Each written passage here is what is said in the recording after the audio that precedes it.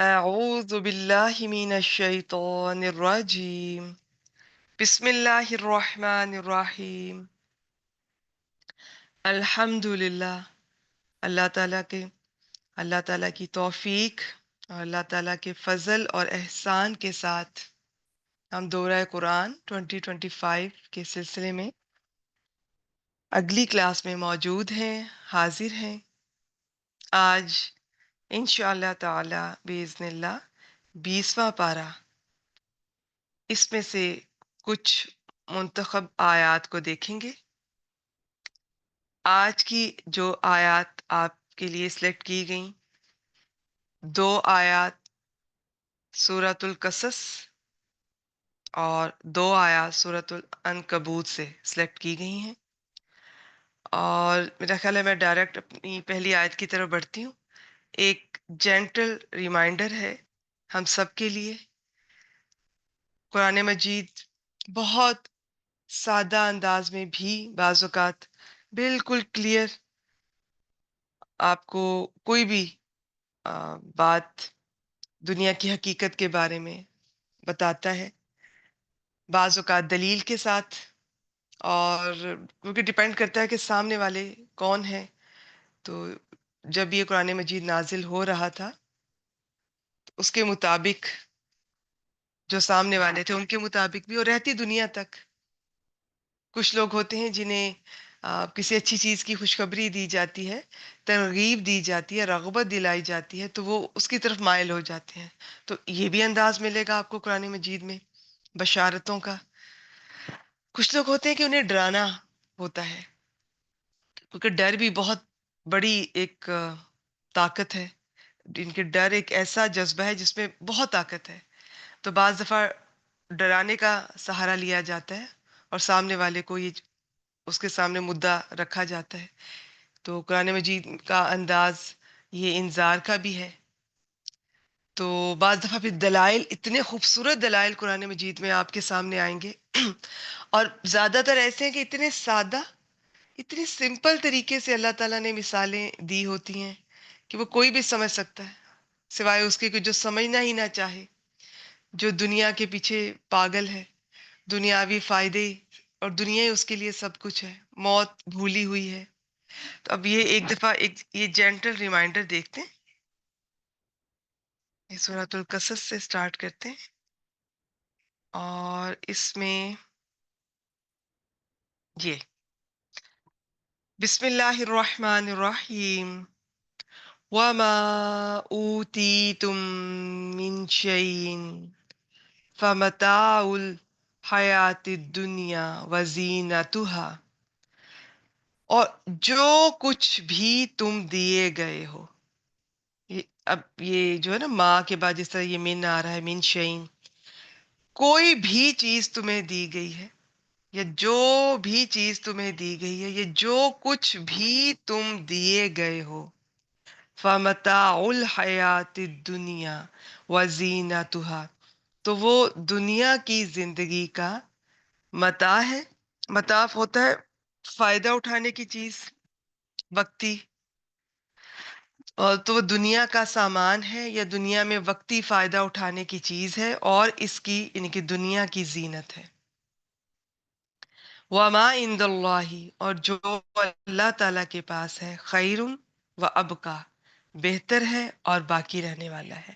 افلا تعقلون، تو کیا تم سمجھتے نہیں، عقل سے کام نہیں لیتے، سوچتے نہیں، غور نہیں کرتے؟ تو کتنی سمپل سی بات ہے، اس میں کوئی مجھے لمبی چوڑی اس کو ایکسپلین کرنے کی ضرورت نہیں ہے۔ اس کی ترجمہ اگر آپ دیکھ رہے ہیں تو آپ کو اس آیت کا بآسانی مفہوم انشاءاللہ تعالی آپ سمجھ پائیں گے۔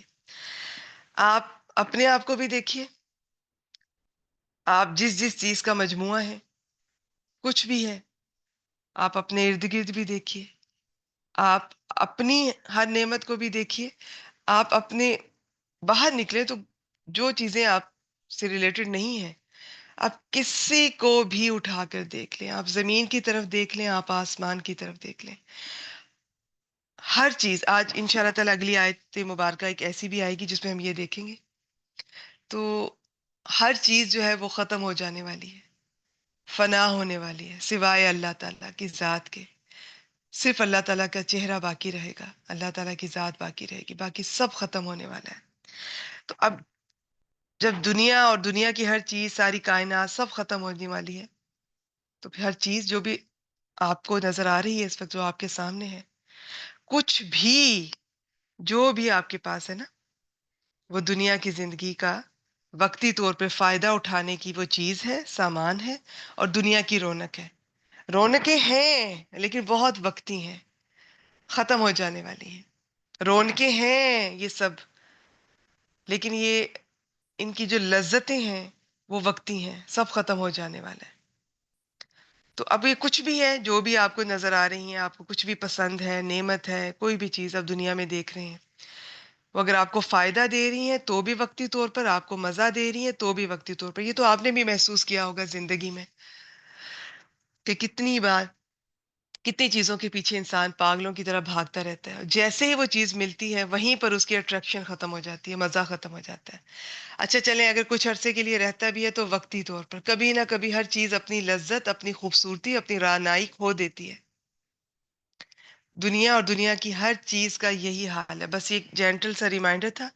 تو اور جو اللہ تعالیٰ کے پاس ہے وہ بہتر ہے اور باقی رہنے والا ہے. تو اللہ تعالیٰ کے پاس کیا ہے؟ اللہ تعالیٰ کے پاس سب سے بڑی جو چیز ہے وہ تو جنت ہے.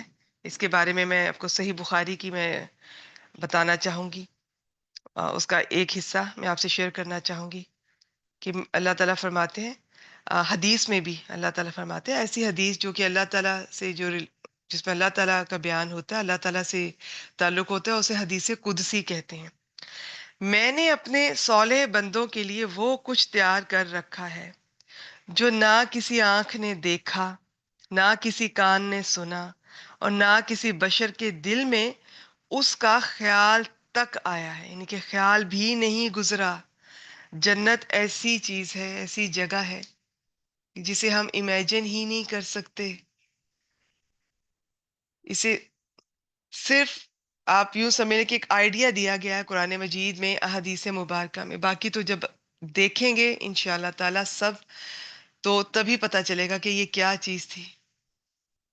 اور پھر میں بتاتی چلوں کہ جس چیز کی رغبت آپ کو اللہ تعالیٰ دلا رہے ہیں تو اس چیز کی رغبت ہونی چاہیے. اللہ تعالیٰ نے جنت بنائی ہے، تمام جنتیں.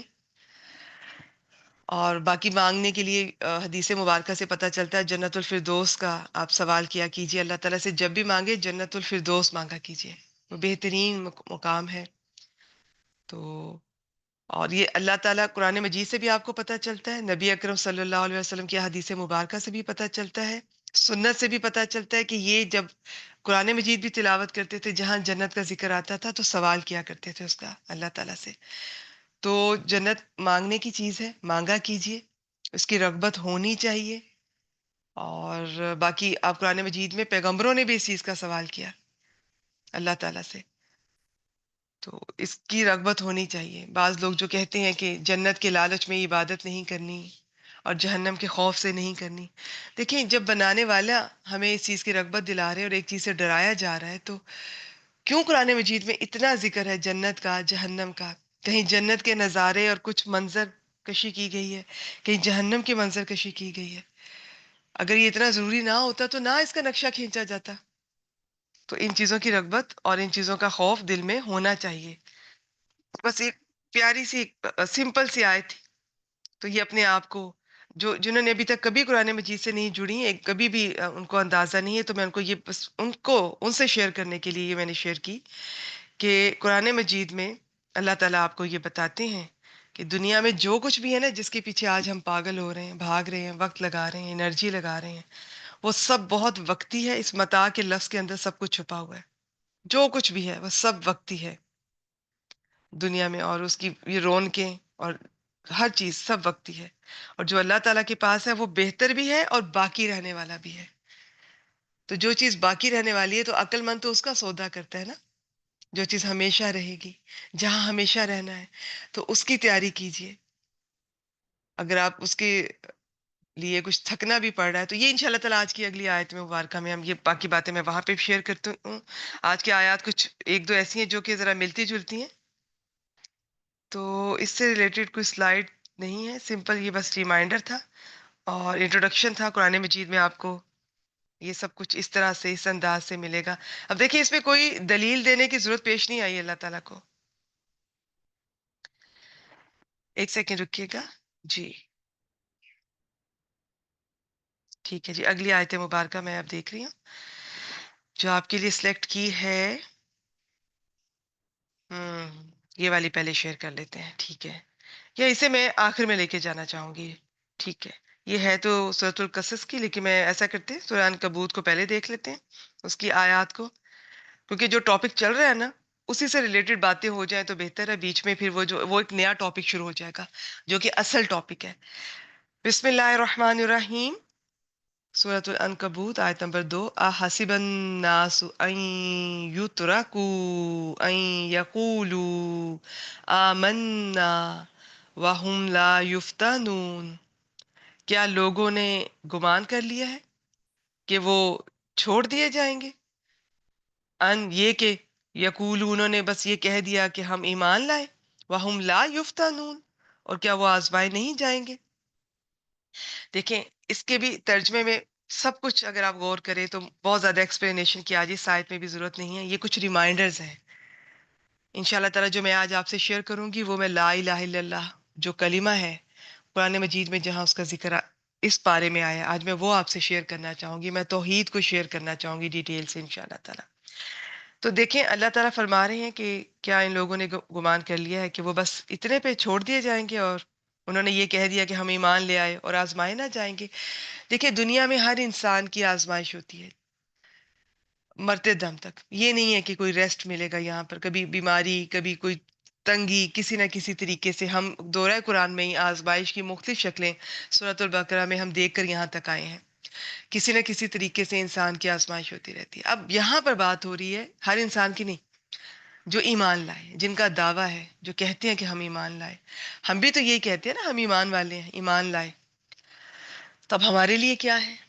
ये जो हम छोटी छोटी बातों पर घबरा जाते हैं, अच्छा अभी दीन से नहीं भी जुड़े तब भी, हमने कलीमा पढ़ लिया तब भी, अभी दीन से नहीं जुड़े तब भी, और दीन से जुड़ेंगे तो ये लेवल और भी बढ़ेगा। छोटी छोटी बातों पे घबरा जाते हैं। कभी कोई बीमारी घर में आ गई, कभी कोई रिस्क की तंगी, कभी कोई परेशानी, कभी किसी चीज का नुकसान हो गया, कभी कोई खौफ, कभी कोई बेचैनी, परेशानी, इस तरह।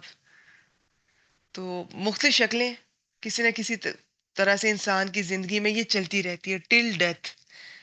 ये ना समझिएगा, कभी जब हम छोटे थे या नादान थे तो हम ये समझते थे कि बस ये एक मुश्किल है, ये चलेगी तो इसके बाद सुकून ही सुकून है।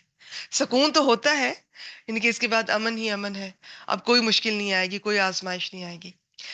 इंसान जब इन चीज़ों को ज़रा समझता है ना, जब वो कलिमा पढ़ता है, अल्लाह ताला से उसका कनेक्शन होता है, कुरान मजीद से जुड़ता है, तो उसे समझ आती है कि ये आजमाइशें तो आती रहनी है। उसके दिल की कैफियत बदल जाती है, उसका अल्लाह ताला पे एतमाद बढ़ जाता है। उसे पता है कि ये आनी है, और ये जो आनी है इसमें भी मेरी ट्रेनिंग है, तरबियत है, मेरा फ़ायदा है, मेरे दर्जात बुलंद होंगे, मेरे गुनाह माफ़ होंगे, अल्लाह ताला को मैं और अजीज होंगी। सहाबा किराम रिदवानुल्लाह अलैहिम अजमाइन में से कुछ के बारे में पता चलता है कि कुछ अरसे तक अगर कोई तकलीफ नहीं आती थी तो वो घबरा जाते थे कि ऐसा तो नहीं कि अल्लाह ताला को कोई हमारा अमल, उस तरह से अल्लाह ताला की हमें दिलचस्पी नहीं रही, हम तो इस तरह से सोच भी नहीं सकते। तो ये सोचने का अंदाज है ना, वो अल्लाह ताला की आजमाइशों पे भी उनको भी वेलकम किया करते थे। पता है क्या, अल्लाह ताला से जब मोहब्बत बढ़ती है ना इंसान की, तो वो जो महबूब कुछ भी दे ना, वो अच्छा लगता है। वो आसानी दे रहा है तब भी अच्छा लगेगा, तब भी शुक्र अल्हम्दुलिल्लाह। वो तंगी दे रहा है तब भी अल्हम्दुलिल्लाह। बीमारी है तब भी अल्हम्दुलिल्लाह। सेहत है तब भी अल्हम्दुलिल्लाह। कोई तकलीफ आ गई है, कोई परेशानी आ गई है, कोई आजमाइश आ गई है, कोई तकलीफ आ गई तब भी अल्हम्दुलिल्लाह। सब बेहतर हो गया तब भी अल्हम्दुलिल्लाह। तो अल्हम्दुलिल्लाह अला कुल्ली हाल, ये कहने की आदत डालिए, इसे याद कर लीजिए। तो जो सही माना में जिनका अल्लाह ताला पे यकीन है, तवक्कुल है, मोहब्बत है, वो हर चीज को वेलकम करते हैं।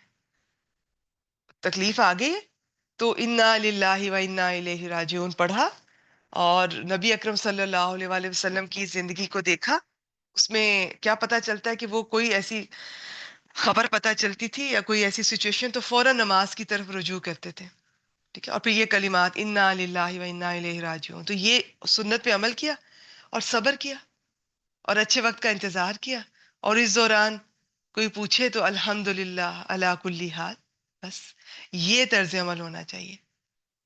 جو بھی دے محبوب لے لیجئے، اگر آپ واقعی اللہ تعالیٰ کو محبوب کہتے ہیں، اور یہ زبان سے کہنا اب کافی نہیں ہے، اب یہ آیت مبارکہ میری اور آپ کی تھوڑی سی ہمیں نیکسٹ لیول پر لے کے جانے کے لیے آپ کہہ لیں کہ ہماری رہنمائی کر رہی ہے۔ اب یہ ہمیں آیت مبارکہ بتا رہی ہے کہ یہ جو تم دعویٰ کر رہے ہو کہ مجھے اللہ تعالیٰ سے بڑی محبت ہے، میں ہر حال میں کہتی ہوں الحمدللہ علی کل حال، کوئی بھی مشکل آئے، تو ابھی ہو سکتا ہے کہ وہ مشکلات ابھی اللہ تعالیٰ نے اس طرح سے ہمیں آزمایا ہی نہ ہو، اور ویسے دعا کیا کیجیے اللہ تعالیٰ ہر آزمائش سے محفوظ رکھے، کبھی آزمائشیں نہ مانگیے، عافیت کی دعا کیا کیجیے، خوب خوب کیا کیجیے۔ ہم نے یہ گروپ میں کئی بار شیئر کی ہے، میں کرتی رہوں گی انشاءاللہ تعالیٰ۔ نبی کریم صلی اللہ علیہ وآلہ وسلم کی پسندیدہ دعا مجھے خود بہت پسند ہے، عافیت مانگا کیجیے، دنیا کی بھی آخرت کی بھی، خوب خوب دعا کیا کیجیے، اللہ تعالیٰ آپ کو ہر آزمائش سے محفوظ رکھے، کیونکہ ہم کمزور لوگ ہیں۔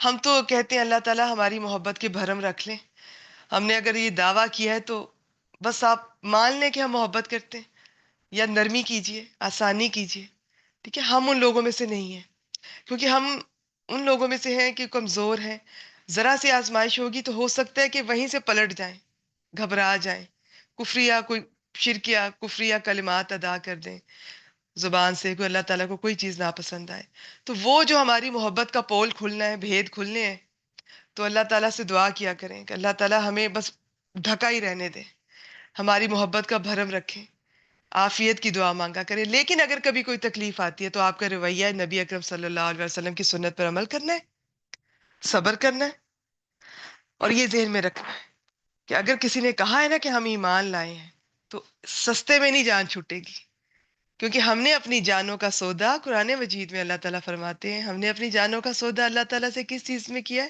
جنت کے بدلے کیا ہے نا۔ یہ جو ہم اللہ تعالیٰ کی اطاعت کر رہے ہیں، دین کے راستے میں نکلے ہیں، سیکھ رہے ہیں، سکھا رہے ہیں، تھک رہے ہیں، کھپ رہے ہیں، کچھ بھی ہے، جو بھی کر رہے ہیں، یہ تو اللہ جانتا ہے نا۔ میری کچھ ایسی کولیگز بھی ہیں، میں نے شاید پہلے بھی ذکر کیا ہو، ایک میری کولیگ ہے، ہارٹ پیشنٹ ہے، ڈائبیٹک ہے، بالکل صحت ان کی اچھی نہیں رہتی ہے، اور انہوں نے کئی مدارس وہ چلا رہی ہیں اللہ تعالیٰ کی توفیق سے۔ تو اب یہ انہیں پتہ ہے جو اللہ کے راستے میں نکلے گا، تھوڑا سا چلے، میں دعویٰ تو نہیں کرتی، تھوڑا مجھے اندازہ ہے کہ انہیں کیا لذت ملتی ہوگی۔ یہ لذت ایسی ہے کہ بیماری، تھکاوٹ سب بھلا دیتی ہے، کیونکہ آپ کی نظر فائنل، ہمارا گول کیا ہے؟ اللہ تعالیٰ کی رضا اور جنت۔ تو نظر جب فائنل گول پر ہوتی ہے نا، تو یہ چیزیں عارضی ہیں، کوئی بات نہیں ہے، بیماری ہے چلی جائے گی، تکلیف ہے چلی جائے گی، لیکن یہ وقت نہیں رکے گا۔ تو یہ وقت نہیں جب رکنے والا، تو اس کو پھر ہم کیوں نہ اچھا استعمال کر لیں؟ بیماری نے چلے جانا ہے، درد نے چلے جانا ہے، لیکن یہ رمضان کی گھڑیاں، یہ میری زندگی کی گھڑیاں، اس میں میں کچھ اچھا کر لوں، میں کچھ اور کر لوں، میں کچھ اور سیکھ لوں، میں کچھ اور سکھا لوں، میں کوئی اور نیکی کے کام کر لوں، میں کوئی اور صدقہ کر لوں، یہ میں آپ سب کو کہہ رہی ہوں۔ تو یہ انداز ہونا چاہیے۔ تو قرآن مجید کہہ رہا ہے کہ آئے آپ آزمائے جاؤ گے، چاہے چھوٹی آزمائش آئے چاہے بڑی آئے، اللہ تعالیٰ ہمارا لحاظ کریں، نرمی کریں، کرم کریں، فضل کریں، آزمائشوں سے محفوظ رکھیں، آئیں تو چھوٹی چھوٹی ہوں بس، تاکہ ہمارا بھرم بھی رہ جائے۔ اور دیکھیں جس طرح آپ ہیں، اس میں کوئی شک نہیں، جب آپ کا ایمان بڑھتا ہے نا تو پھر آزمائش بھی اس حساب سے بڑھتی ہے، پھر ایمان بڑھتا ہے تو پھر انسان کو وہ آزمائشیں پہلے کی نسبت بڑی آزمائش بھی چھوٹی لگتی ہے۔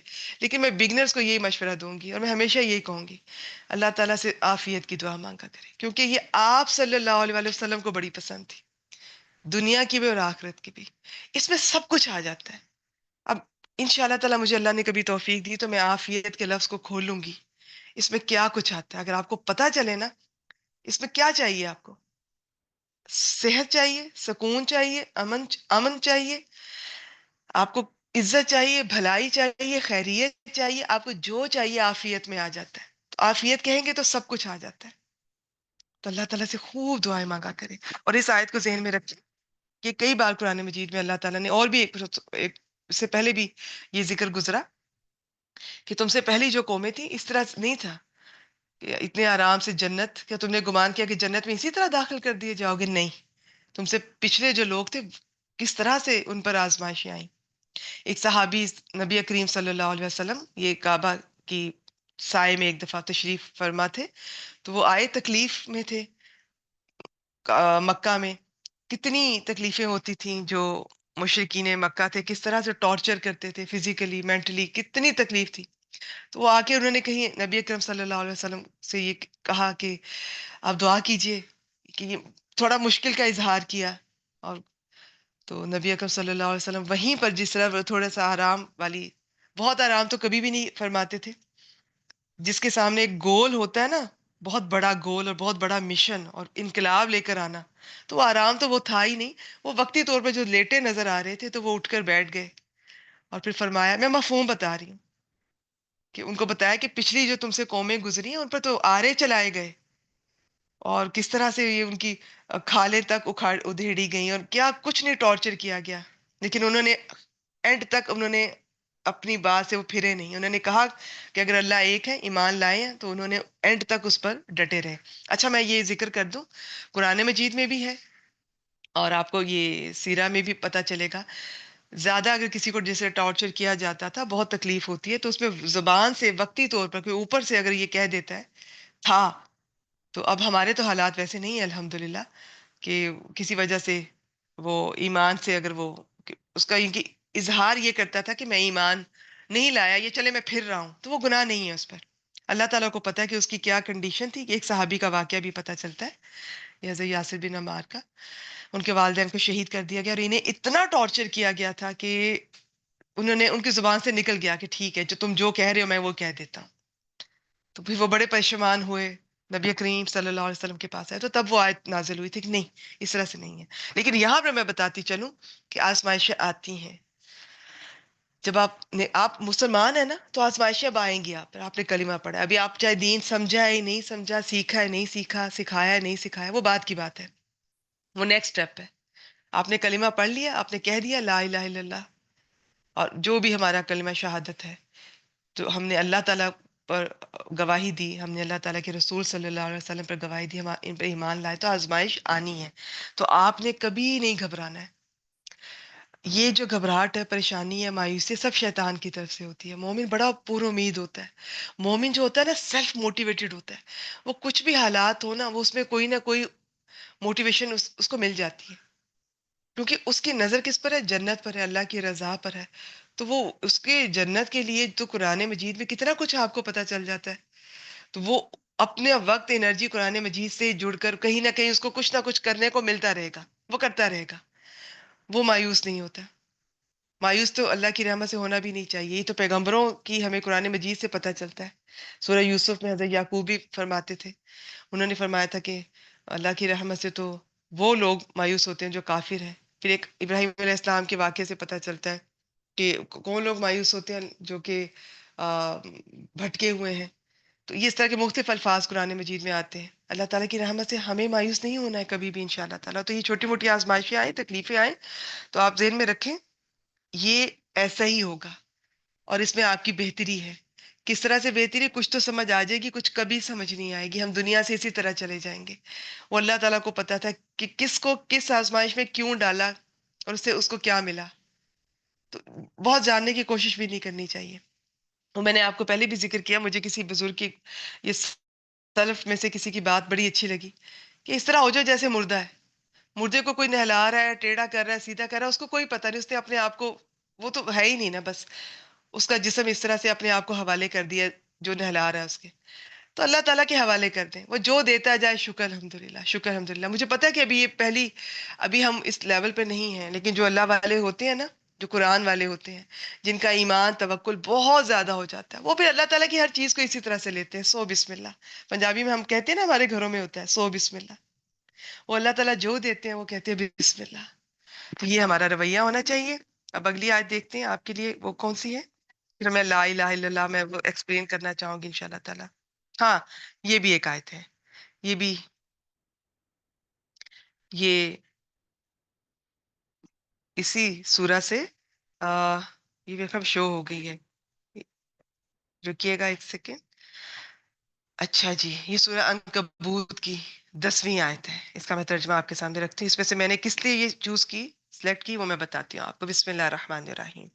وَمِنَ النَّاسِ مَن يَقُولُ آمَنَّا بِاللَّهِ، اور لوگوں میں سے کچھ ہیں جو کہتے ہیں ہم اللہ پر ایمان لائے. دیکھا آپ نے یہ جو میں نے ابھی تک تینوں آیات شیئر کیے نا، کہ دنیا کی عارضی پن اور دنیا میں اگر آزمائش ہو رہی ہے، اور تو یہ ہمارا رویہ کیا ہونا چاہیے، یہ ریلیٹڈ ہے، ملتی جلتی ہیں. تو اس وجہ سے ان تینوں کو اکٹھے شیئر کر دیتی ہوں، آخری آیت کی طرف الگ سے چلتے ہیں پھر. اچھا، لوگوں میں سے کچھ ہیں جو کہتے ہیں ہم اللہ تعالیٰ پر ایمان لائے. یہ قرآن مجید میں جب کبھی ایمان کا لفظ آئے اور اس کے بعد یہ بے آئے، بے عربی میں با بولتے ہیں، تو اس میں عام ایمان لانا نہیں ہوتا. ایمان کے بڑے معنی ہوتے ہیں، کسی کی بات مان لینا، تسلیم کر لینا. یہ جو با آ جاتی ہے نا، اس کا مطلب ہوتا ہے پکے والا ایمان، یقین والا، جو اللہ تعالیٰ کو مطلوب ہے، دل سے یقین والا ایمان. اب وہ جو کہہ رہے ہیں، جیسے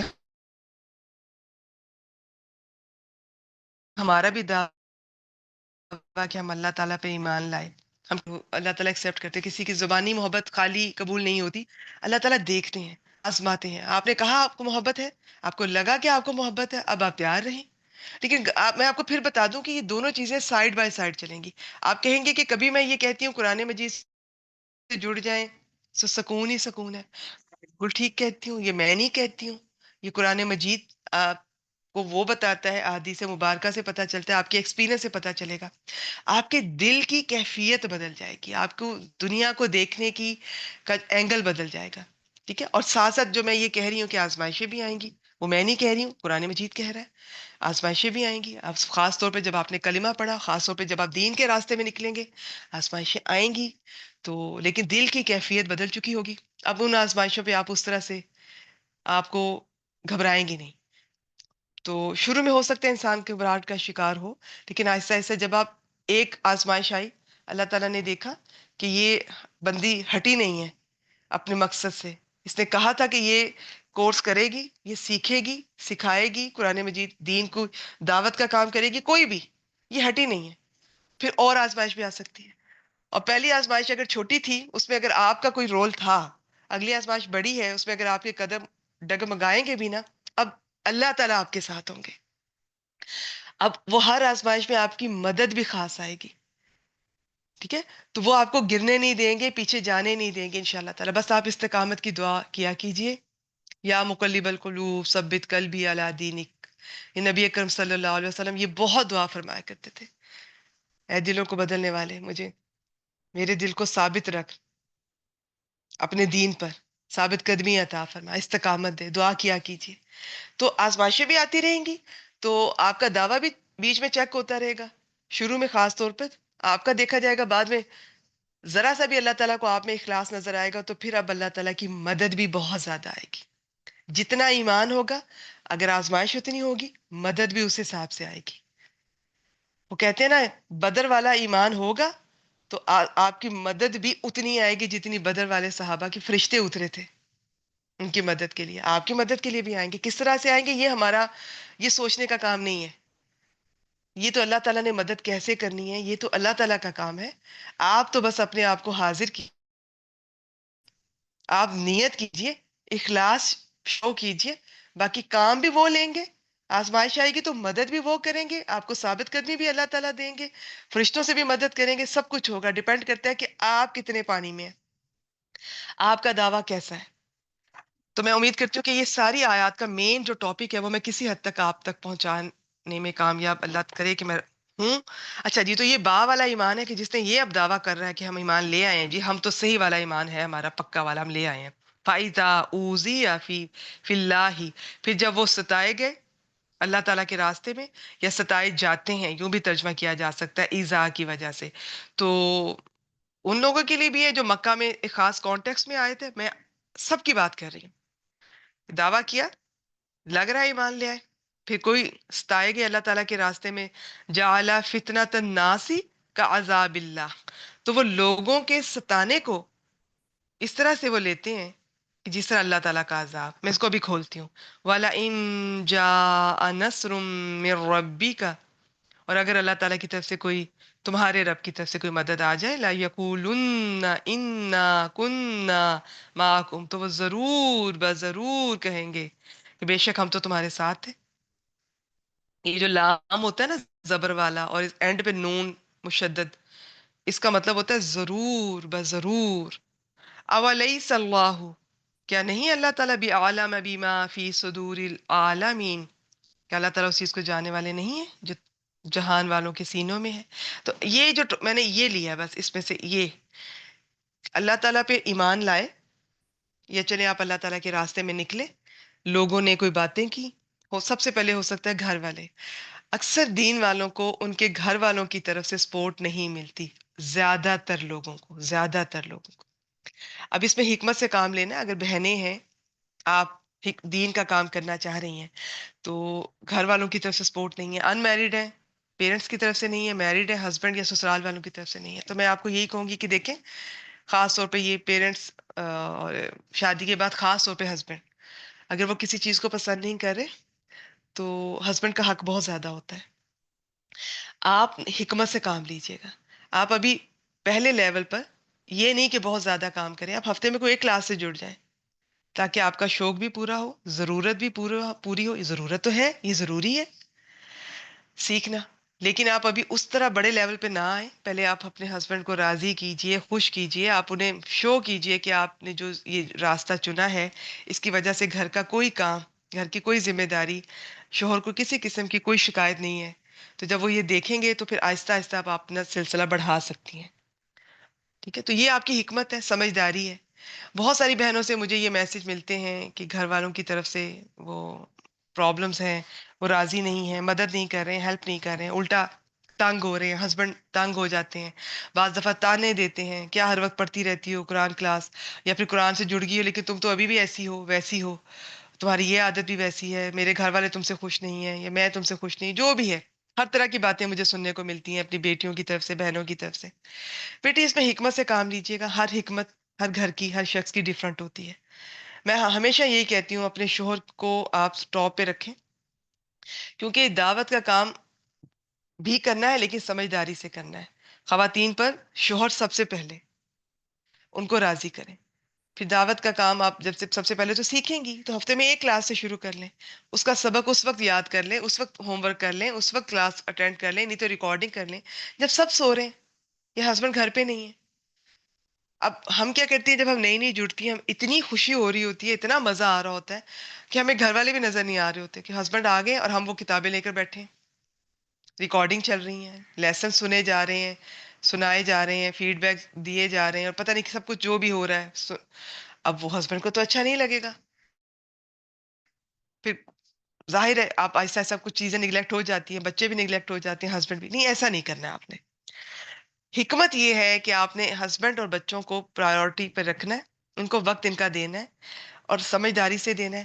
خاص طور پہ جب ہسبینڈ گھر آ رہے ہیں، بچے گھر آ رہے ہیں اسکول سے، ان کو ٹائم دے دیں. ان کو 10-15 منٹ آپ دے دیں گی، ان کو جو بھی کھانا چائے پوچھ لیں گی، تھوڑا سا بیٹھ جائیں گی، اس کے بعد یہ ریلیکس ہو جائیں گے. پھر بیچ میں یہ آپ کو بار بار نہیں پوچھیں گے آپ کدھر ہیں، کیا کر رہے ہیں. تو حکمت سے کام لیں. پھر بھی برا بنا رہے ہیں ان کے سامنے آپ ٹچ ہی نہ کریں کسی چیز کو. آپ جب آفس چلے جائیں پھر کر لیں، اپنی نیند میں سے وقت نکال لیں، جب سو رہے ہیں تب نکال لیں، تب کسی کو آپ سے گلہ نہیں ہوگا. تم جنہیں محبت ہے نا دین سے، سیکھنے سے، وہ کسی بھی حد تک چلے جاتے. میں اگر آپ کو واقعہ سناؤں، ہمارے پیچھے سے جو سلف گزرے ہیں انہوں نے کس کس طرح سے دین حاصل کیا ہے. ایک مجھے یاد آ رہا ہے اس وقت، انہیں ایک علم حاصل کرنا تھا، لیکن وہ جن سے حاصل کرنا تھا بہت بڑے عالم تھے شہر کے، ان کے پاس وقت نہیں تھا.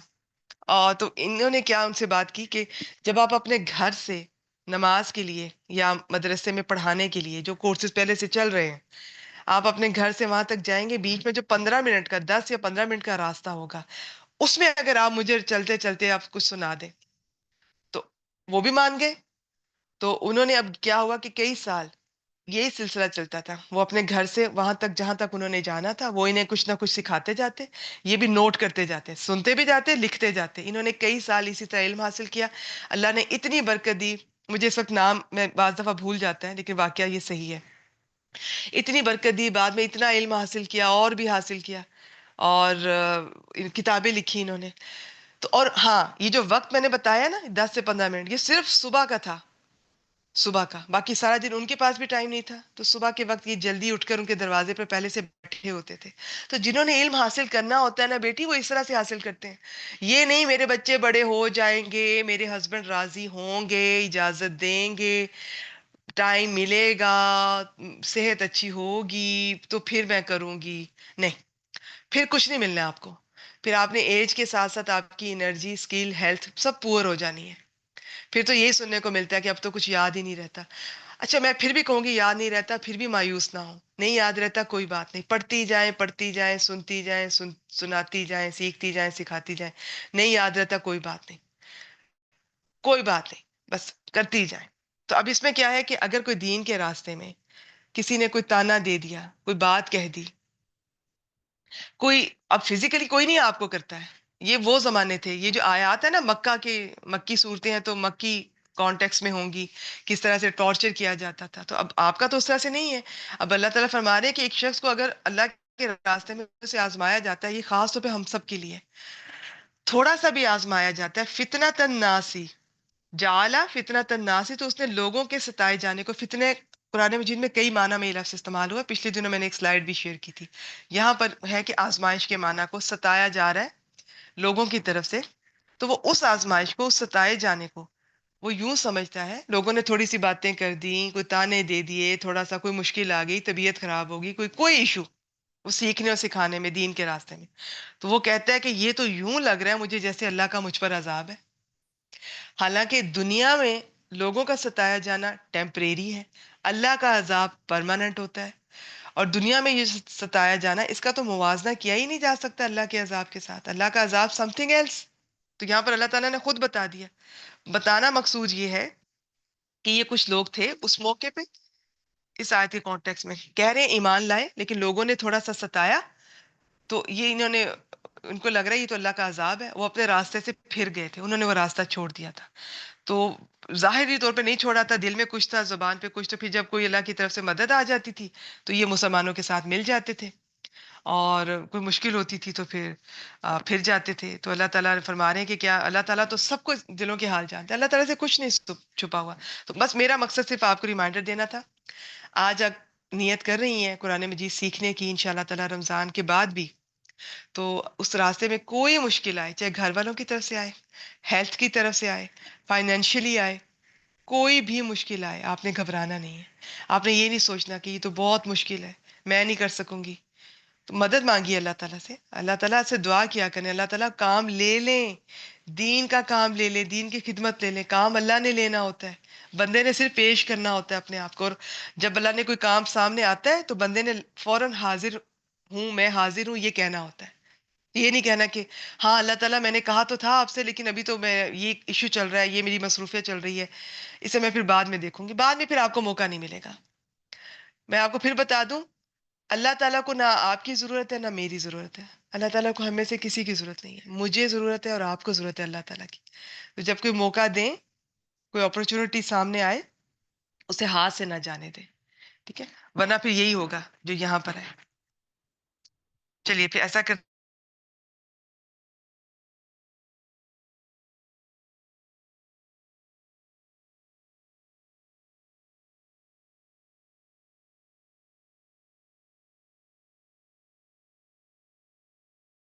یہ اس کی آیت نمبر 88 ہے، اس کی آخری آیت ہے.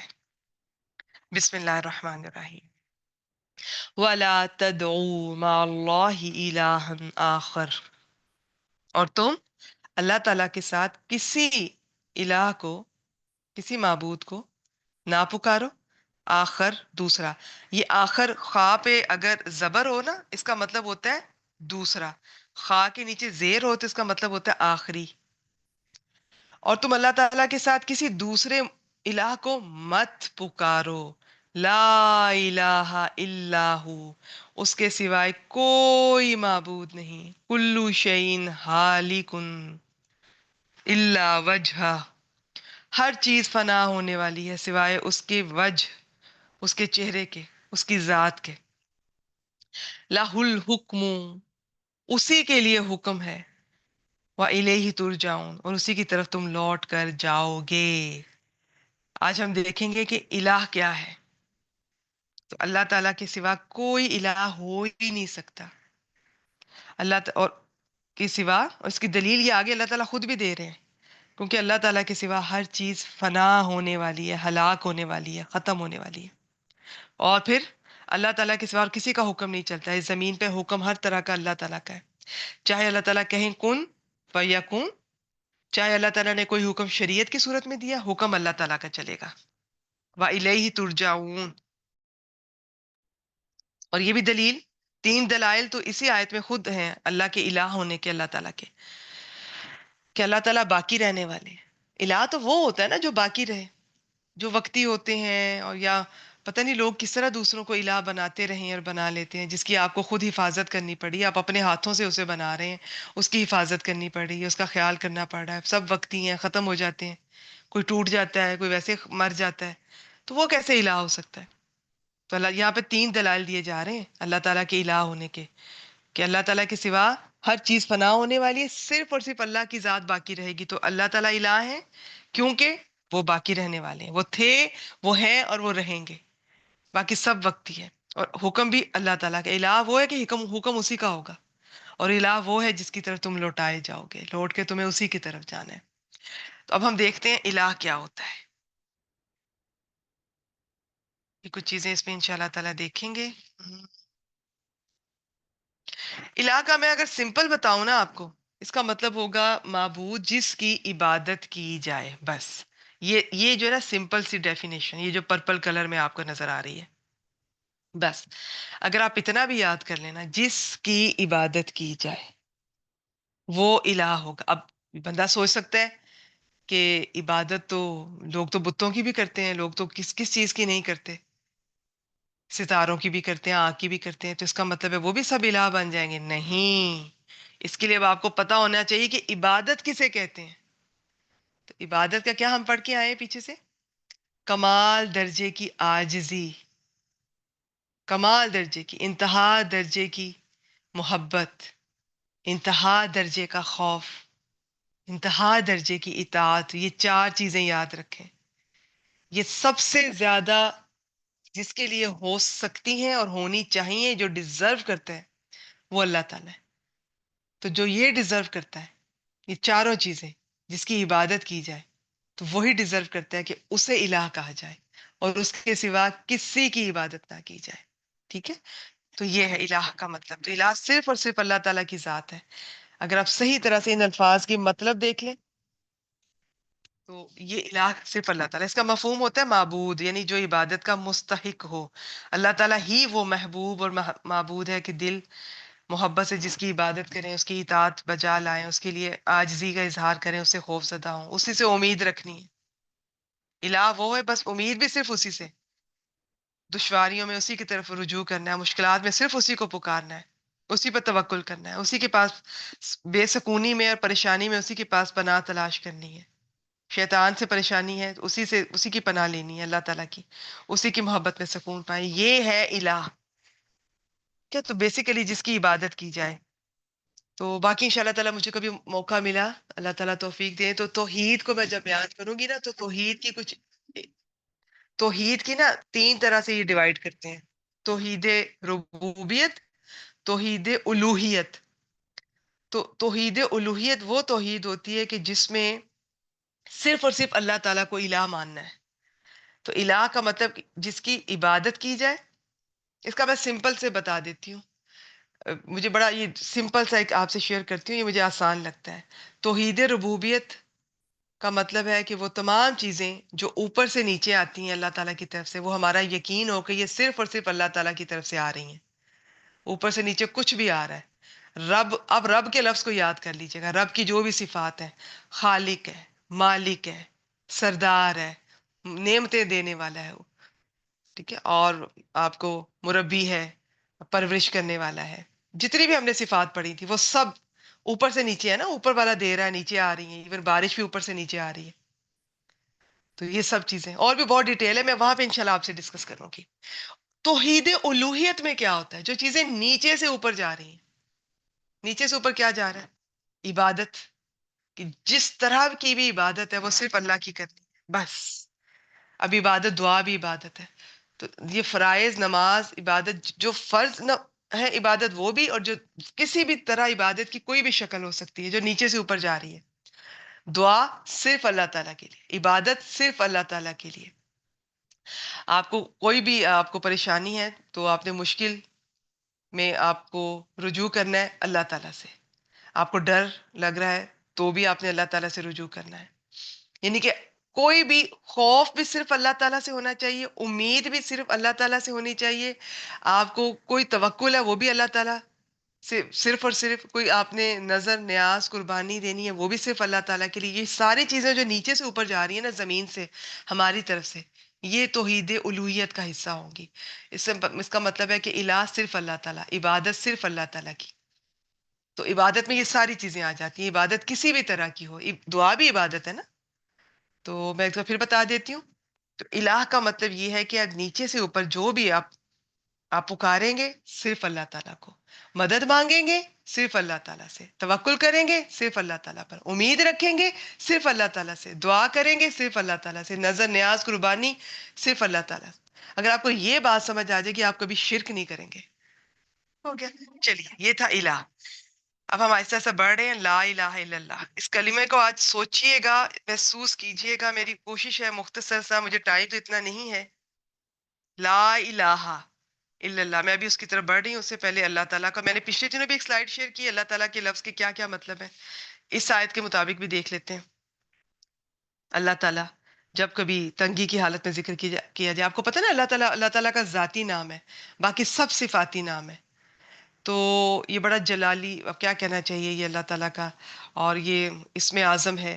اور اللہ تعالیٰ کا یہ جو نام ہے نا، جب آپ اللہ کہتے ہیں تو اس میں وہ تمام صفات بھی آ جاتی ہیں، باقی سب نام اس میں انڈرسٹوڈ ہے کہ وہ شامل ہو جاتے ہیں. جب کبھی تنگی کی حالت میں ذکر کیا جائے تو اللہ تعالیٰ ذکر کرنے والوں کو خیر کثیر سے نوازتا ہے. وہ ہے اللہ تعالیٰ. جو کوئی خوف میں پکارتا ہے تو اللہ تعالیٰ اس کی خوف دور کرتا ہے. کوئی پریشانی میں پکارتا ہے تو پریشانی کا ازالہ کرتا ہے. یہ قرآن مجید سے ہی ریفرنس دیے ہوئے ہیں. جب اللہ تعالیٰ کبھی تنگ حالی میں ذکر کیا جاتا ہے تو اللہ تعالیٰ ذکر کرنے والے کو خوشحال بنا دیتا ہے. اور جب کوئی کمزور اس سے تعلق جوڑتا ہے اللہ تعالیٰ اسے طاقتور بنا دیتا ہے. یہ ہے اللہ. اور جب کوئی ذلیل اس کو پکارتا ہے تو اللہ تعالیٰ اسے عزت والا بنا دیتا ہے. جب کوئی فقیر اسے پکارتا ہے تو اللہ تعالیٰ اسے مالدار بنا دیتا ہے. تو اللہ تعالیٰ، یہ اللہ تعالیٰ، تو اللہ تعالیٰ ہی الہ ہے بس. ٹھیک ہے، الہ کا حق صرف اور صرف اللہ تعالیٰ کا ہے. چلے آگے چلتے ہیں. میں لا الہ الا اللہ کو دیکھتے ہیں.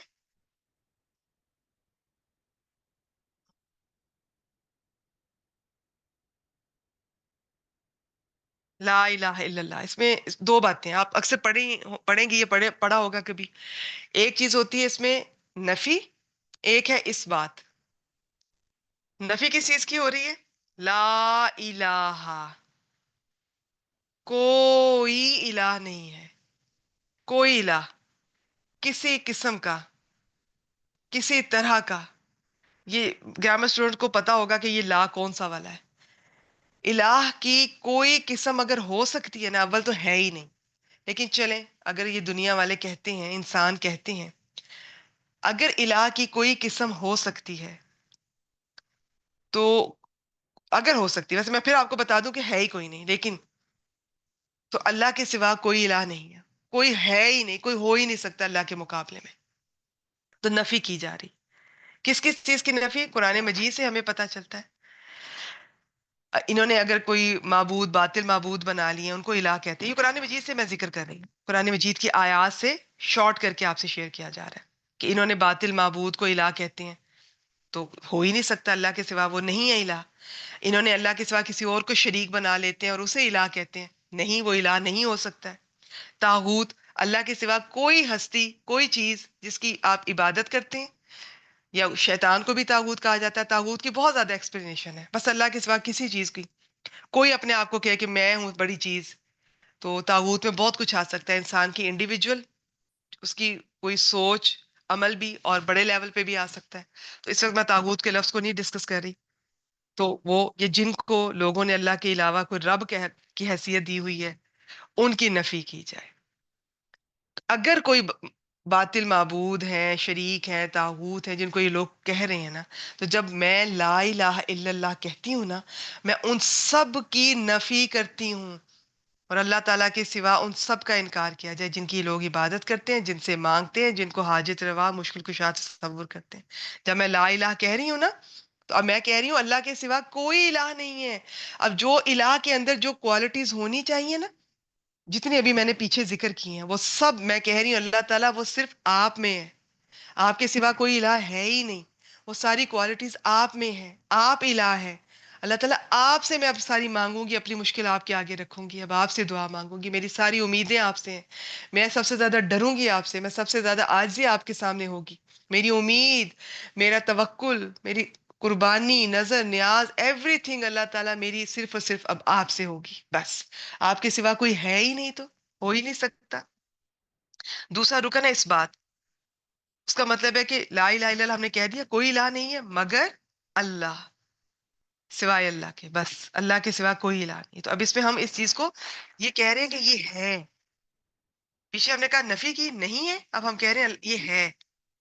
تو اب ہم نے کہنا ہے اس کا کیا مطلب ہے، لا الہ الا اللہ، اللہ کے سوا کوئی چیز اور ہستی ہے ہی نہیں جو الہ ہو سکے، اور صرف اللہ تعالیٰ ہیں جن سے مانگنا ہے، سب سے زیادہ ان سے محبت کرنی ہے، سب سے زیادہ ان سے ڈرنا ہے، سب سے زیادہ ان کے سامنے عاجزی اختیار کرنی ہے، سب سے زیادہ ان کی اطاعت کرنی ہے، دعا مانگنی ہے تو صرف اللہ تعالیٰ سے۔ یعنی کہ باقی دعا کا میں آپ کو پیچھے بھی ذکر کرتی ہوں، آپ باقیوں سے کہہ سکتے ہیں دعا کا، لیکن آپ اصل میں دعا صرف اللہ تعالیٰ سے ہونی چاہیے، امید صرف اللہ تعالیٰ سے، توکل صرف اللہ تعالیٰ سے، کوئی کچھ بھی نظر نیاز قربانی سب صرف اللہ تعالیٰ سے۔ تو اب دیکھیں آپ نے لا الہ الا اللہ میں نے کہا تو آدھا میں نے نفی کی اللہ کے سوا ہر چیز کی، اور آدھا میں نے اس بات کیا کہ وہ سب کچھ میرا جو مانگنا ہے وہ اللہ تعالیٰ سے ہے۔ تو یہ انشاءاللہ تعالیٰ میں ان کو ذرا اور ڈیٹیل سے کبھی مجھے موقع ملا تو میں آپ سے شیئر کروں گی، ابھی سمپل آپ کے سامنے رکھا ہے۔ آپ ان کو چاہے اس یہ جو ڈیٹیل ہے اس کو دیکھ کے کنفیوز نہ ہو، آپ سمپل بس رکھیں کہ لا الہ الا اللہ میں دو چیزیں، اللہ کے سوا ہر چیز کی نفی کی جا رہی ہے، اور جو الہ کے اندر کوالٹیز ہونی چاہیے وہ ہم کہہ رہے ہیں اللہ تعالیٰ وہ آپ ہے، بس سمپل از دیٹ، بس سمپل۔ اچھا جی، اب اس کو نا میں تھوڑا سا کچھ اور آپ سے شیئر کرنا چاہوں گی، لا الہ الا اللہ کی فضیلت۔ اب اس کی فضیلت کچھ قرآن مجید سے کچھ احادیث مبارکہ سے آپ کے سامنے رکھوں گی۔ آپ کو پتہ ہے نا افضل ذکر لا الہ الا اللہ ہے، آپ اسے اپنی روٹین میں شامل کریں، یہ اتنا زبردست یہ ذکر ہے۔ تو بسم اللہ الرحمن الرحیم، قرآن مجید میں اللہ تعالیٰ نے اس کلمہ کو کلمہ طیبہ کہا ہے، آگے صورتوں کے سب کے ریفرنس دیے ہوئے ہیں۔ اچھا بات یہ ہے کہ میں ان کو تو ایکسپلین نہیں کر سکتی، ادروائز جب کبھی ہم انشاءاللہ تعالیٰ تفسیر کریں گے نا تو ہر آیت جب ان کی ڈیٹیل آئے گی تب میں آپ کو پھر سے کھولوں گی، میں آپ کو بتاؤں گی کہ یہاں پر جو یہ کہا گیا ہے، جیسے یہ ایک سورۃ البقرہ میں یہ عروۃ الوثقیٰ کہا گیا، مضبوط کڑا کہا گیا، تو وہ کس کو کہا گیا؟ وہ ایک تفسیر کے مطابق لا الہ الا اللہ کو کہا گیا۔ تو جب میں تفسیر بیان کروں گی انشاءاللہ تعالیٰ تو یہ چیزیں میں وہاں پر کھولوں گی، ابھی بس میں لا الہ کی فضیلت بیان کر رہی ہوں، صرف فضیلت، تاکہ آپ کے اندر اس کی دلچسپی پیدا ہو۔ یہ وہ کلمہ ہے جس کی خاطر مخلوق کو پیدا کیا گیا ہے، یہ وہ کلمہ ہے جس کی خاطر یہ اتنے انبیاء اور رسول بھیجے گئے ہیں، یہ وہ کلمہ ہے جس کے لیے کتابوں کو نازل کیا گیا ہے۔ آپ کو پتہ ہے کہ اخلاقیات تو باقی مذاہب بھی درس دیتے ہیں، اور شاید ہم سے زیادہ اخلاقیات کا درس دیتے ہیں، کرسچینٹی تو ہے ہی اخلاقیات، لیکن اسلام کی جڑ کیا ہے، بنیاد کیا ہے؟ توحید، توحید، لا الہ الا اللہ۔ وہ لوگ اخلاقیات پہ تو زور دیتے ہیں، توحید کو نہیں مانتے، ان کا توحید کا کانسیپٹ غلط ہے، ہمارا بھی غلط ہے۔ میں لا الہ الا اللہ کہتی ہوں لیکن میں سب سے زیادہ محبت اللہ سے نہیں کرتی ہوں، میں عبادت صرف اللہ کی نہیں کرتی ہوں، میں نے دل میں اور بھی بڑے معبود اور بڑے الہ بنا رکھے ہیں اپنے دل میں، چاہے انسان ہو، چاہے مال ہو، چاہے دنیا کی محبت ہو، چاہے کچھ بھی ہو۔ تو لا الہ الا اللہ کو سمجھیے کہ یہ ہے کیا، اسے محسوس کریں، پھر اس کا علم حاصل کریں۔ یہ میں تو صرف انٹروڈکشن دے رہی ہوں، میں تو نہیں پڑھا رہی ہوں آپ کو، میں کیسے پڑھا سکتی ہوں ایک وہ کلمہ جس کے پیچھے اتنی کتابیں آئی ہیں، اتنے پیغمبر آئے ہیں، جس کے پیچھے مجھے اور آپ کو پیدا کیا گیا ہے، کیا میں اسے 15 منٹ میں پڑھا سکتی ہوں؟ نیور، ناممکن. میں تو صرف آپ کو بتا رہی ہوں کہ یہ کلمہ ہے کیا. پڑھیں گے آپ، جب آپ قرآن مجید پڑھیں گے تب آپ کو پتا چلے گا لا الہ الا اللہ کیا. کیا میں ایک کلاس میں بتا سکتی ہوں کہ اس میں الہ میں کیا کچھ آ جاتا ہے؟ نہیں، میں نہیں بتا سکتی ہوں. اس کلمے کی وجہ سے لوگ دو طرح کے لوگ تقسیم ہوئے ہیں. جس نے اس کو مانا وہ خوش نصیب مومن، جن کے لیے اللہ نے جنتیں تیار کی ہیں. جس نے انکار کیا وہ بد نصیب، جن کے لیے جہنم کا عذاب ہے. اس کلمہ کی وجہ سے روزے قیامت ترازو نصب کیے جائیں گے، لوگوں میں نامہ اعمال تقسیم ہوگا. یہی کلمہ ہے جو جنت کے حصول اور جہنم سے نجات کا راستہ ہے. ٹھیک ہے، تو یہ کلمہ دین کی جڑ ہے، اس کی اصل ہے، اس کا سب سے بڑا رکن ہے. کسی کو اس کی سمجھ نہیں آئی نا، آگے سب بے فائدہ ہے. ہم جتنی چاہے عبادتیں کرتے رہیں، اور ہم یہ کر رہے ہیں. ہم مسلمان، ہم اتنی عبادت کرتے ہیں، ہم صدقات دیتے ہیں، ہم بہت دعوے کرتے ہیں، لیکن ہمارا کانسیپٹ ٹھیک نہیں ہے توحید کا.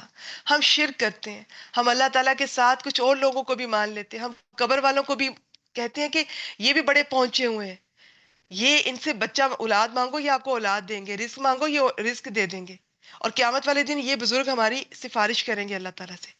یہ مسلمان ہیں جو کہہ رہے ہیں، وہ شرک کر رہے ہیں ہم لوگ. تو توحید کا تو ہمیں پتہ ہی نہیں. صحیح، ہمیں پتہ ہی نہیں لا الہ الا اللہ کا مطلب کیا ہے.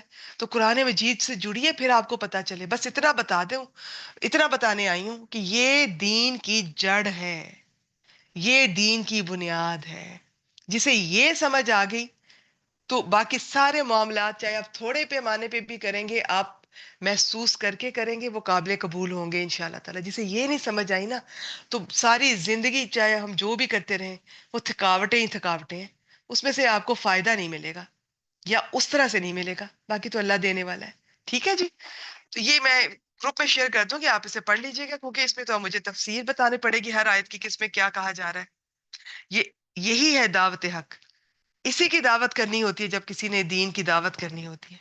سب سے پہلے یہ اتنا عظیم ہے کہ اس کے اور اللہ کے درمیان کوئی پردہ حائل نہیں ہے. یہ کلمہ دنیا اور آخرت کی پریشانیوں سے نجات کا سب سے بڑا ذریعہ ہے. یہ میں نہیں کہہ رہی ہوں، قرآن مجید کہہ رہا ہے. اس کے ذریعے سے شفاعت کی سعادت نصیب ہوگی. یہ جہنم سے نجات پانے کا سب سے بڑا ذریعہ ہے. اپنی ڈیلی بیسس میں اس کی آپ تسبیحات کوئی شامل کریں. دیکھیں رمضان میں ہم نے کتنے اذکار ڈسکس کیے ہیں الحمدللہ. آپ اس میں سے کوئی اب آپ نیت کریں کہ میں رمضان کے بعد بھی سارا سال، جو میں نے پچھلی کل کی کلاس میں بھی کچھ اذکار میں نے آپ سے شیئر کیے جو اللہ تعالیٰ کو بہت پسند ہے، جو نبی کریم صلی اللہ علیہ وسلم کو بہت پسند ہے. اس دفعہ ہم نے بسم اللہ کو دیکھا، تعوذ کو دیکھا. کیا کچھ نہیں دیکھا اس دورہ قرآن میں ہم نے. ویسے تو ہم نے کچھ بھی نہیں دیکھا، لیکن چلے بگنرز کے لیے کچھ نہ کچھ تو دیکھا. آپ ان چیزوں کو اپنی زندگی میں شامل کریں ڈیلی بیسس پہ. پھر یہ پڑھنے والے کے لیے جنت کے 8 دروازے کھول دیے جاتے ہیں. اب ان کی ڈیٹیل ہے وہ بھی انشاءاللہ تعالیٰ جب میں کبھی قرآن مجید اور حدیث بیان کروں گی تو وہاں پر دیکھیں گے. پھر یہ اتنا عظیم ہے کہ اگر اس کا 7 آسمانوں اور 7 زمینوں سے وزن کیا جائے تو اس کا وزن زیادہ ہوگا. یہ کلمہ سب سے افضل ذکر ہے، اس کا اجر و ثواب سب سے زیادہ ہے. ٹھیک ہے، یہ کلمہ وہ حقیقی رابطہ ہے جس پہ تمام مسلمان اکٹھے ہو سکتے ہیں. اسی کی وجہ سے اسلامی معاشرہ ایک جسم کی طرح سیسا پلائی ہوئی دیوار کی مانند ہوتا ہے کہ جس کا ایک حصہ دوسرے حصے کو مضبوط کرتا ہے. تو یہی وہ کلمہ ہے جس کے ساتھ اسلام کی طرف دعوت کا آغاز ہوتا ہے. بس صرف سمپل اتنا ہی. باقی میں دیکھ لیتی ہوں کچھ سلائیڈز، یہ اس کی کچھ شرائط ہیں، جلدی سے بتا دیتی ہوں. لا الہ الا اللہ، پہلی شرط یہ کہ آپ کو اس کا پتا ہو کہ اس کا مطلب کیا ہے. اب مطلب میں نے تھوڑا سا تو بتایا ہے، باقی تو قرآن مجید سے جڑیں گے تو ہی پتا چلے گا. نیت میری یہی ہے کہ آپ کو پتا چلے لا الہ الا اللہ پہ ہے کیا. ہم کہتے ہیں لیکن ہم اس پہ عمل نہیں کرتے ہیں. ہم کہتے ہیں لیکن ہمیں اس کی ڈیپتھ کا نہیں پتا. جس سے یہ پتا چل جائے نا کہ لا الہ الا اللہ ہے کیا، اس کے لیے تو دنیا بھی آسان ہو جاتی ہے، آخرت بھی آسان ہو جاتی ہے. اس سے پھر موت سے ڈر نہیں لگتا. تو دوسری شرط اس کی یقین کی ہے، اس پہ یقین ہو. صرف یہ نہیں لا الہ الا اللہ اور ساتھ قبروں والوں کے پاس بھی جا رہے ہیں یا کسی اور سے بھی کہہ رہے ہیں، یا پریشانی ملی حلال حرام کا فرق بھول گئے، کوئی آزمائش ہوئی تو اس میں کام نہیں ہو رہا تھا تو رشوت دے دی. کیا کرے جی، آج کل کا تقاضا ہے، دنیا ہے، چلتا نہیں ہے، گزارا نہیں ہوتا ہے اس کے بغیر. تو ہم حلال حرام کو فرق نہیں کرتے ہیں. تو پھر ابھی تو میں نے کہا تھا لا الہ الا اللہ، مجھے تو سب سے زیادہ مجھے عبادت صرف اللہ کی کرنی ہے، اطاعت صرف اللہ کی کرنی ہے. تو پھر میں پھنس گئی نا. پھر تو میرا دعویٰ ٹھیک نہ تھا. تو یہ چیز ہے لا الہ الا اللہ. کچھ بھی ہو جائے، چاہے گردن کٹ جائے، میں اپنی آپ کی بات نہیں کر رہی، یہ کٹواتے رہے ہیں لوگ اللہ والے صحابہ کرام اس کلمہ کے پیچھے. اصل میں تو یہی کلمہ ہے. جس کو اس کی سمجھ آ جاتی ہے وہ اس کے پیچھے گردنیں کٹوا دیتے ہیں. ہمیں تو اس کی سمجھ ہی نہیں آئی. ہم کہنے کو مسلمان ہیں، ہمیں لا الہ الا اللہ کی سمجھ ہی نہیں آئی. اور اس میں یقین ہونا چاہیے، اور یقین نہیں ہے ہمارا. یقین ہوتا تو اللہ کے سوا کسی اور کے در پر ٹھوکرے نہ کھاتے، کسی اور سے امید نہ رکھتے، کسی اور پر توکل نہ کرتے، صرف اللہ تعالیٰ پہ کرتے. پھر اس میں اخلاص ہونا چاہیے، پھر سچے دل سے، اس میں کوئی جھوٹ نہیں ہونا چاہیے. کچھ شرائطیں ہی میں نے ویسے ہی مجھے کہیں سے نظر آئیں، پسند آئی، میں نے آپ سے شیئر کی. گروپ میں شیئر کر دوں کہ ایک دفعہ پڑھ لیجئے گا، یہ میں پڑھا نہیں رہی ہوں. پھر محبت، یہ خود پڑھ لیجئے گا آپ. کلمہ توحید اور اس کے تقاضوں سے محبت ہو انسان کو. پھر جب سمجھ آتی ہے نا، محبت خود ہی ہو جاتی ہے. پھر چھٹی شرط میں یہ کہ بس اطاعت کر دینا ہے، اللہ تعالیٰ کے سامنے سر اپنا جھکا دینا ہے. بس لا الہ الا اللہ کہا، اس کا مطلب سمجھا، اس کے تقاضوں کو سمجھا، اس کی شرائط کو سمجھا، اس سے پھر خود ہی آپ کو محبت ہوتی جائے گی. خود ہی آپ اس کام میں آگے بڑھتے جائیں گے، اللہ تعالیٰ کی اطاعت بھی کرتے جائیں گے اور اس کلمہ کو آگے پہنچاتے بھی جائیں گے. پھر اس کی ساتویں شرط ہے قبول، دل سے قبول کرنا. ٹھیک ہے، اس میں کسی چیز کا انکار نہیں کرنا. یہ میں گروپ میں شیئر کر دوں گی. میں دیکھوں میں نے کچھ اور ایسا تو نہیں جو مجھ سے مس ہو گیا. بعض دفعہ پڑھاتے ہوئے اب میں بھول جاتی ہوں، بعد میں نظر پڑتی ہے، لیکن میں گروپ پہ شیئر کر دیتی ہوں. میرا خیال ہے آج کے لیے اتنا ہی کافی ہے. ٹھیک ہے، چلیے، یہ ایک مختصر سی کوشش تھی، اور میں انشاءاللہ تعالیٰ یہ سلائڈ گروپ میں شیئر کروں گی. آپ ایک دفعہ ان کو خود بھی پڑھ لیجئے گا.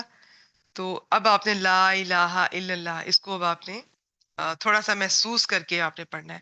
تو اس آیت میں اس کی بہت لمبی ڈیٹیل ہو سکتی ہے، لیکن آج نہ موقع ہے نہ ہی وقت کا بھی میرے پاس کمی ہے، تو یہاں پر میں شیئر بھی نہیں کر سکتی. مختصر بس لا الہ الا ہو. کہیں لا الہ الا اللہ آئے گا، کہیں لا الہ الا انت آئے گا قرآن مجید میں، جیسے ہم نے پچھلے دنوں پڑھا یہ یونس علیہ السلام کی جو دعا تھی. ٹھیک ہے، چیز ایک ہی ہے. ہم اللہ تعالیٰ کو کبھی اللہ تعالیٰ کے نام یہاں پہ اس کے بعد میں لگا دیں، کہیں ہوا کہہ دیں، کہیں انتا کہہ دیں، چیز وہی ہے. چیز کانسیپٹ ہے. بس آج یہیں پہ میں کلاس کا اختتام کرتی ہوں.